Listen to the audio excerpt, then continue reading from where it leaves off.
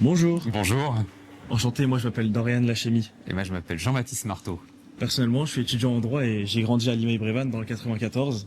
Et toi Jean-Baptiste? Moi je suis journaliste, présentateur à France Télévisions, j'ai 42 ans.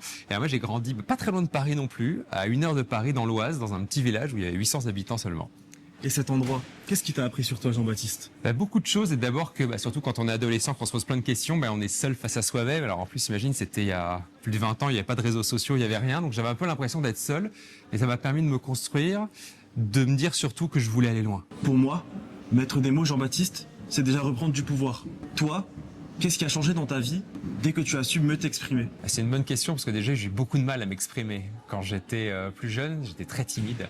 Et prendre la parole, ne serait-ce que devant la classe, moi c'était quelque chose qui me terrifiait. Donc j'ai mis des années avant d'y arriver, mais je me suis aperçu effectivement que quand j'arrivais à affirmer ce que j'avais au fond de moi, à dire les choses le plus clairement possible, en essayant de masquer cette peur, cette crainte, cette appréhension, eh bien c'est moi qui reprenais le pouvoir en effet. Alors que quand on parle pas, quand on n'arrive pas à mettre des mots sur ce qu'on veut faire, on subit les choses. Je trouve aussi qu'on parle beaucoup d'éloquence, mais pas assez de trac. Toi Jean-Baptiste, est-ce que tu aurais des conseils justement aux personnes qui nous regardent pour manipuler ce stress? Moi, je sais que la respiration, c'est quelque chose de très important.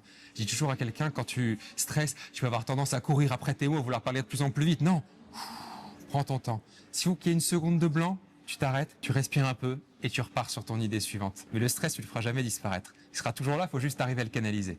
Comme tu le sais, je participe à l'émission J'aime à dire, sur le thème Allô la Terre. Personnellement, j'ai fait un sujet sur les inégalités sociales. Mais toi, Jean-Baptiste, si tous les regards de la Terre étaient rivés sur toi, en l'espace d'un instant, qu'est-ce que tu aurais à leur dire? Engagez-vous, prenez votre destin en main. Ne subissez pas les choses.